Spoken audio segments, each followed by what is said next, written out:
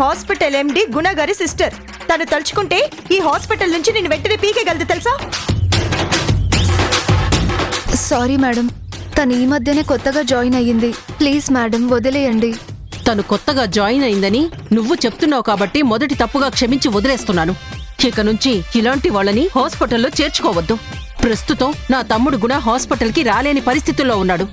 ఇక నుంచి ఈ హాస్పిటల్కి సంబంధించిన అన్ని పనులు నేనే చూసుకుంటాను. On behalf of Guna I'm the ఎండి. నేను చెప్పినట్టు నడుచుకోవాలి, అర్థమైందా? సరే వెళ్ళండి, వెళ్ళి మీ పనులు చూసుకోండి. హే నువ్వాగు. పేషెంట్ వివరాలు తెలుసుకోకుండా పిచ్చి పిచ్చిగా నీకు తోచిన పనులు చేయకు. వెళ్ళవతలకి.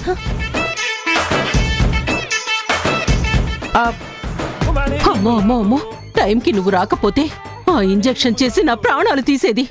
గ్యాస్ త్రేన్ పొచ్చి గుండెల్లో మంటగా అనిపిస్తే ఆ పిచ్చిది హార్ట్ అటాక్ అనుకుని నా మీద అటాక్ చేసేసింది. అమ్మో, కాస్తైతే నిజంగానే పోయేదాన్ని. శక్తి ఏం కాదులే.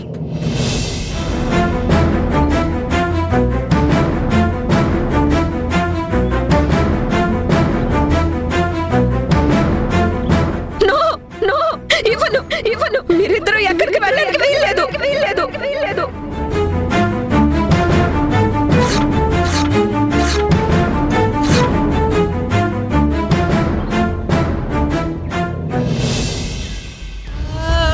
మేము కొన్ని రోజులు వైజాగ్ వెళ్దాం అనుకుంటున్నాం.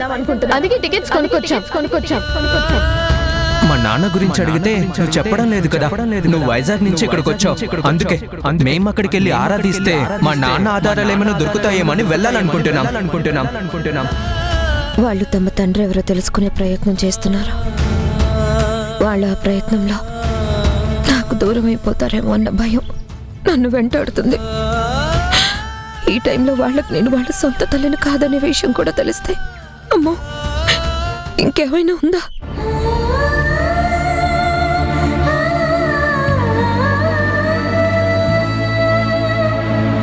నేను వద్దన్నానని పాపం అది బాధపడి ఉంటుంది. నా మీద కోపం కూడా వచ్చింటుంది.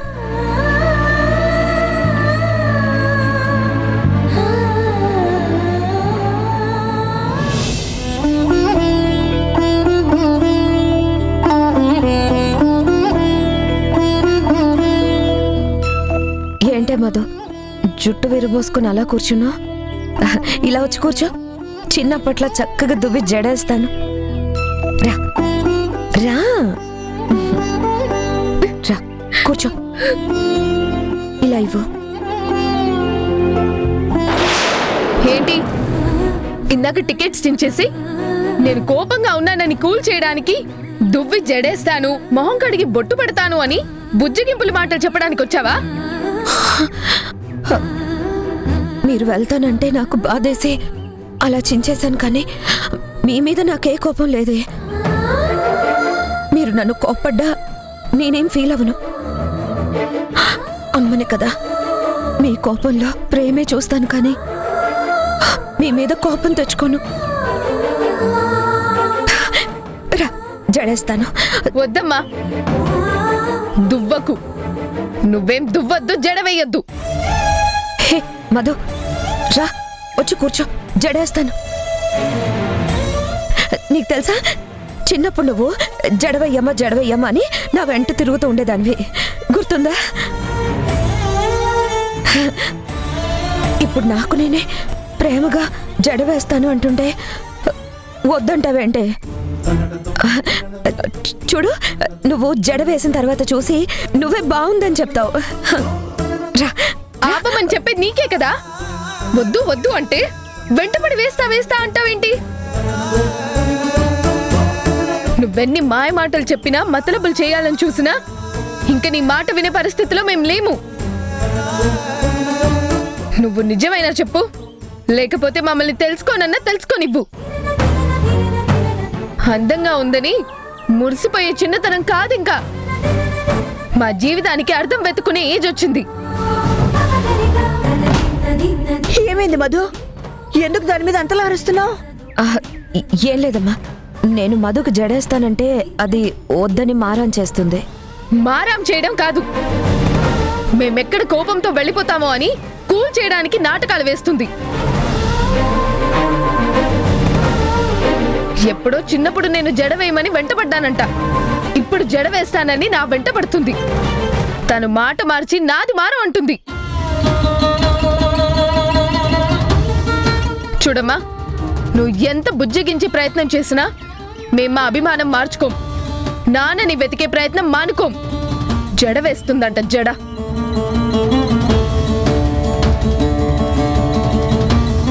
జనని ఎందుకని అదోలా ప్రవర్తిస్తోంది? అదొద్దంటుంది కదే, వదిలేయ్. ఏంటమ్మా వదిలేడు? చిన్నప్పటి నుంచి నేను వేసిన జడ అది ఇష్టపడేది కదా. ఊరికి వెళ్ళొద్దన్న నన్న కోపాన్ని మనసులో పెట్టుకుని ఇప్పుడు నన్ను జడ ఎద్దుంటుంది.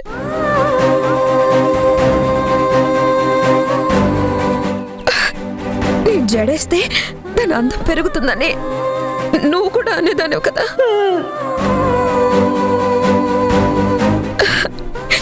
ఇలా ఇవ్వు. వద్దని చెప్తుంటే అర్థం కావట్లేదా?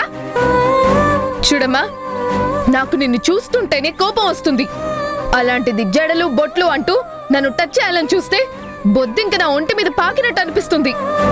నీ కడుపున పుట్టించి దేవుడు తప్పు చేశాడనిపిస్తుంది. తండ్రి ఎవరో తెలియని తల్లి కడుపున పుట్టినందుకు అసహ్యం వేస్తుంది. నీ మీద, నీ మాట మీద నమ్మకం పోయింది. ప్రతి క్షణం నరకంలో బ్రతుకుతున్నట్టు అనిపిస్తుంది. ఇంతకు ముందు దాకా అమ్మ అమ్మ అని పిలవడానికి ఆరట పడాలనిపించేది. ఇప్పుడు అలా పిలవడానికి భయం వేస్తుందమ్మా. అమ్మ అని పిలుపు వెగటు అనిపిస్తుంది.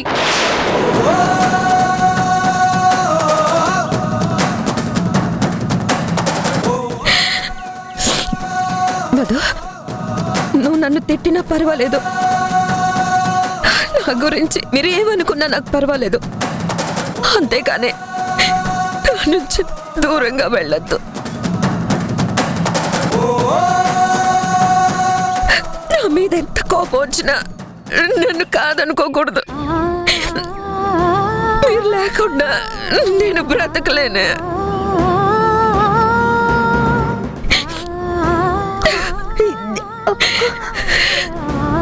ఎందుకే మధు దాన్ని అలాంటి మాటలంటావు? ఎంత బాధపడుతూ వెళ్తుందో చూసావా? దాన్ని ప్రేమని బాధని నువ్వు అర్థం చేసుకోవా? జనని,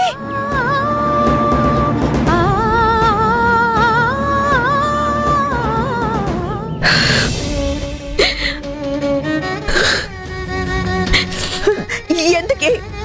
అది కోపంగా ఉందని తెలుసు కదా, పలకరించి దాంతో మాటలు పడతావెందుకు? దాని ఆవేశం నీకు తెలియంది కాదు కదా. నిన్ను వదిలి వాళ్ళు ఎక్కడికి వెళ్తారే?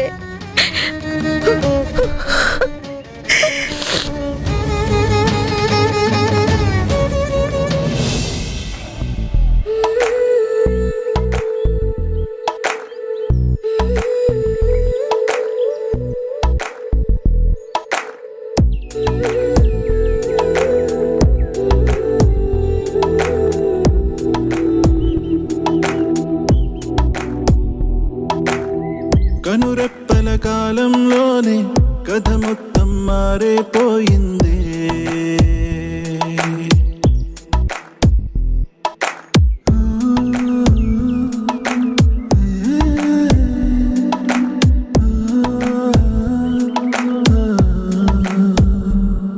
కవి ఎవరో ఈ కథకి, ఎవరెవరో పాత్రలకి తెలియదుగా ఇప్పటికీ. పొడుపు కదే అప్పటికీ. మనమంటూ అనుకున్నా ఒంటరిగానే మిగిలున్నా. ఇందరిలో కలిసున్నా వెలుతిని నేను చూస్తున్నా. పొరపాటు ఏదో, తొరబాటు ఏదో, అది దాటలేని తడబాటు ఏదో, ఎడబాటు చేసే ఈ గీతను దాటలేవా?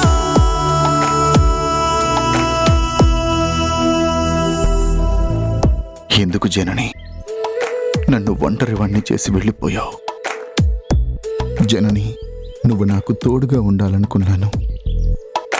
నీతోనే జీవితం గడిపేయాలనుకున్నాను. కానీ మళ్ళీ ఒక సమస్య ఎదురైంది. అయినా నేను నిన్ను వెళ్ళిపోమని చెప్పలేదు కదా.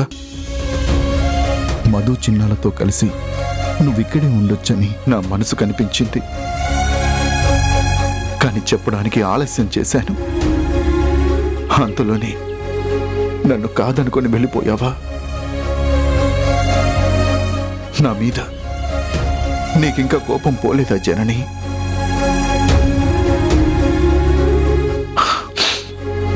ప్లీజ్ జనని, నేను నిన్ను మనస్ఫూర్తిగా కోరుకుంటున్నాను. మనం మనంగా ఉందాం జనని.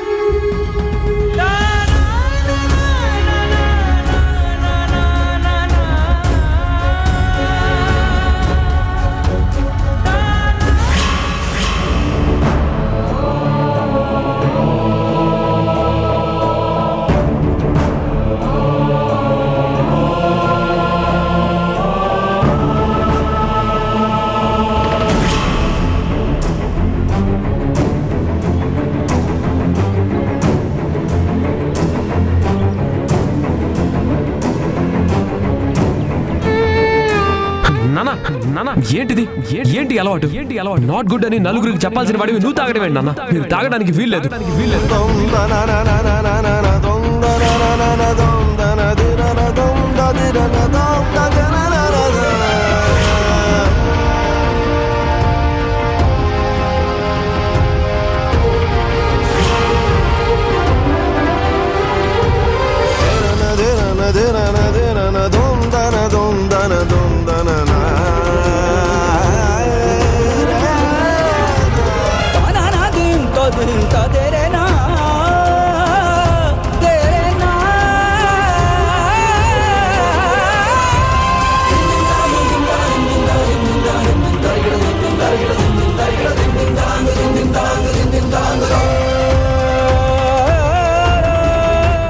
నాన్న వద్దు నాన్న, వద్దు నాన్న, వద్దు నాన్న, ప్లీజ్ నాన్న. మీరు నిన్నే చాలా ఎక్కువ తాగారు. మీకు తెలియని స్థితిలో రోడ్డు పక్కన పడిపోయారు. ఎవరో మిమ్మల్ని గుర్తుపట్టి ఇంటికి తీసుకొచ్చారు. నా మనసు చాలా బాధపడింది నాన్న. ప్లీజ్ నాన్న, మీరు తాగొద్దు. లేదురా, నన్ను ఒకసారి తాగనివ్వు. వద్దు నాన్న, వద్దు నాన్న, ప్లీజ్ నాన్న. నాన్న ఒక్కోసారి మనసు బాలేదంటూ మీరు మందుకు అడిక్ట్ అయిపోతే మీ ఫ్యూచర్ ఏమైపోతుంది నాన్న? హాస్పిటల్ పరిస్థితి ఏంటి ఆలోచించండి నాన్న. ప్లీజ్ నాన్న, మీరు మందు తాగడానికి వీల్లేదు. మీరు తాగడానికి వీల్లేదు. ప్లీజ్ నాన్న, వద్దు నాన్న, వద్దు నాన్న, ప్లీజ్ నా మాట వినండి నాన్న. మీరు తాగడానికి వీల్లేదు నాన్న. వద్దు నాన్న, ప్లీజ్. తరుణ్, తరుణ్, తరుణ్, తరుణ్, తరుణ్.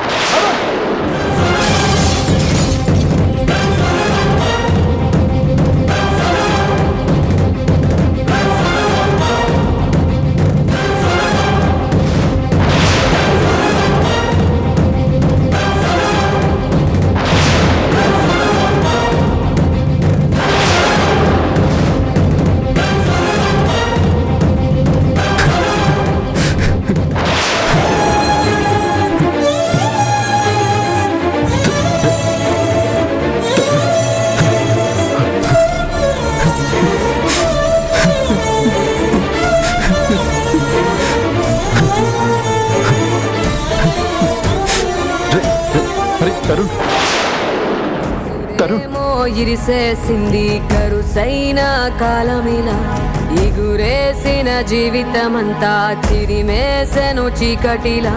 బాధ నీరు కూడా భాష లేక గొంతు మూగబోయనా, పొగిలినంతలోన పొంత నిండలేని నిండు వేదనా.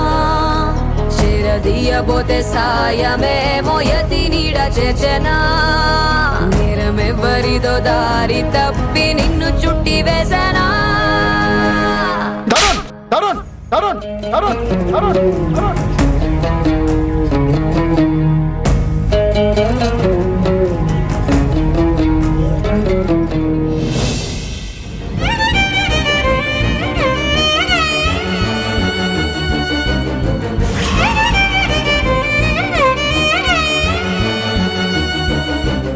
కొన్ని రోజులు వైజాగ్ వెళ్దాం అనుకుంటున్నాం.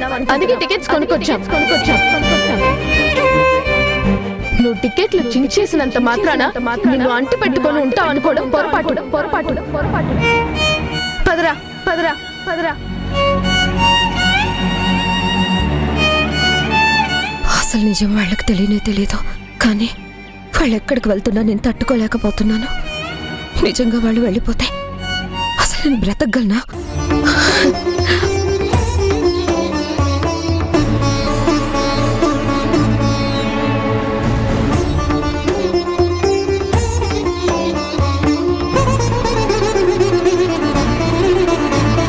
అసలు ఆ రిపోర్ట్స్ అలా ఎలా వచ్చాయి? నిజంగా నా కన్న పిల్లలు కాకపోయినా కంటికి రెప్పలా పెంచుకున్నానే. తండ్రి ఎవరో తెలిస్తే తనకి దగ్గరైతేనే నేను బ్రతకలేనని బాధపడ్డానే.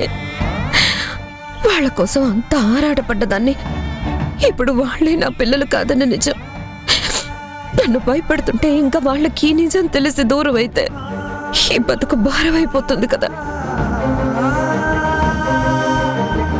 అసలు వాళ్ళు నా పిల్లలు కాకపోతే నా దగ్గరికి ఎలా వచ్చారు? అసలు ఎవరు వాళ్ళు?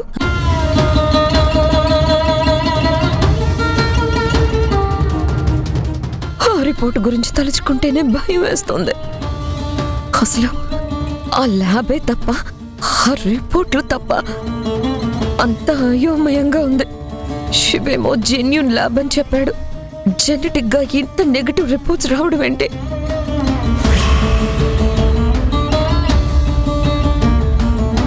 హలో చైతన్య, ఒకసారి ఫ్రీగా ఉంటే మనం కలవాలి. కాలేజ్కి రాలేకపోతున్నాను, ఇంట్లో ఉండలేకపోతున్నాను. చాలా చిరాగ్గా ఉందిరా. ప్రతి క్షణం నరకంలో ఉన్నట్టు అనిపిస్తుంది.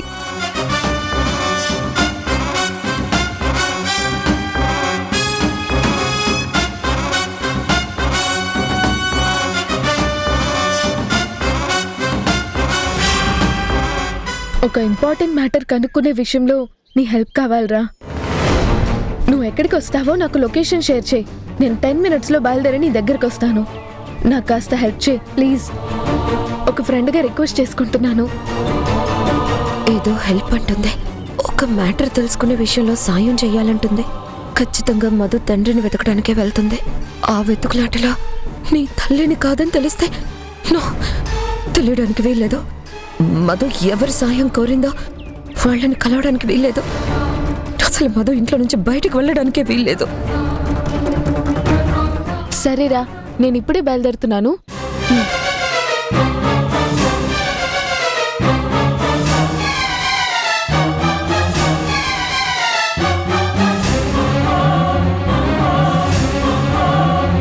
మధును వెళ్ళనివ్వకూడదు, దాన్ని ఎలాగైనా ఆపాలి.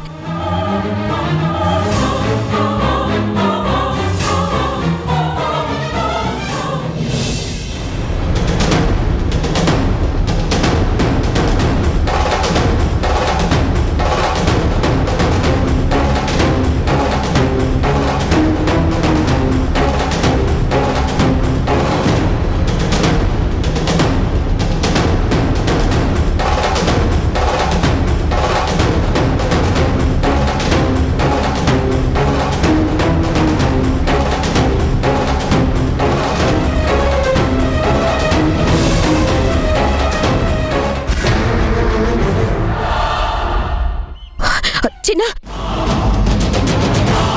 అదే ఏం లేదు.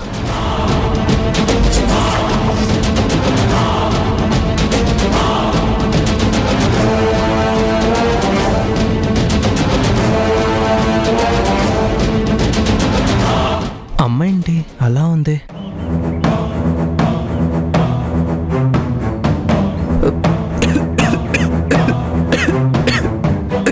చిన్న పొలమన్నట్టుంది.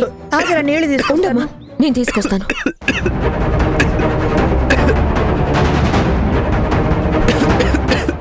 చిన్న ఇదిగో తాగు. తాగరా. పర్లేదమ్మా, నేను తాగుతాను.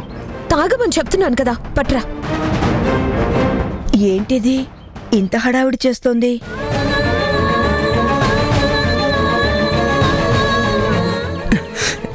ఏంటమ్మా నేను తాగుతాను అంటున్నాను కదా, ఎందుకంత బలవంతంగా తాగిస్తున్నావు? చిన్న పొలమారితే ఎందుకంత కంగారు పడుతున్నావు? ముందు తాగు. ఈ మధ్య అమ్మకి ఓవర్ యాక్షన్ ఎక్కువైందిరా. మనం మళ్ళీ మళ్ళీ నాన్న గురించి అడగకుండా ఇంత ప్రేమగా చూసే అమ్మ ఉండగా మీకు నాన్న అవసరం ఎక్కువ అని మనం నాన్నని తలవకుండా నాన్న గురించి అడగకుండా ఉండాలని పాపం తెగ తాపత్రయపడిపోతుంది. ఎందుకే మధు అమ్మ ప్రేమను అర్థం చేసుకోకుండా అలా అపార్థపు మాటలు మాట్లాడతావు? ఆ, ఆవిడ గారు మాకెప్పుడు అర్థమైంది గనక ఇప్పుడు కొత్తగా అపార్థం చేసుకోవడానికి. చూడండి, చెప్పకపోతే చెప్పలేదంటారు. మళ్ళీ అనవసరంగా బేజార్లు కంగార్లు ఓవర్ డ్రామాలు చేయకండి. నేను పని మీద బయటకు వెళ్తున్నాను.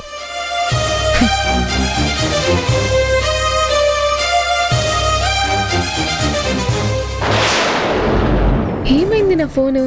ఇందాక మాట్లాడి ఇక్కడే పెట్టాను కదా.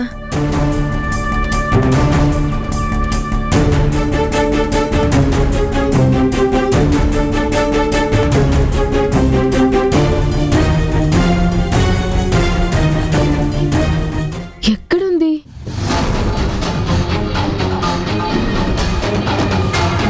చిన్న, నా ఫోన్ ఏమైనా తీసావా? లేదక్క, అసలు నేను నీ గదిలోకి వెళ్ళలేదు. అమ్మమ్మ, నువ్వేమైనా తీసావా? నీ ఫోన్తో నాకేం అవసరమే? నా ఫోన్ నాకుందిగా.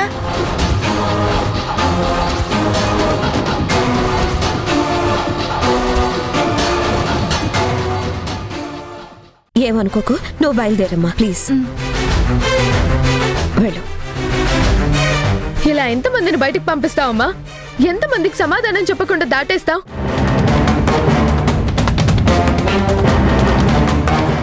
వెళ్ళండి లోపలికి.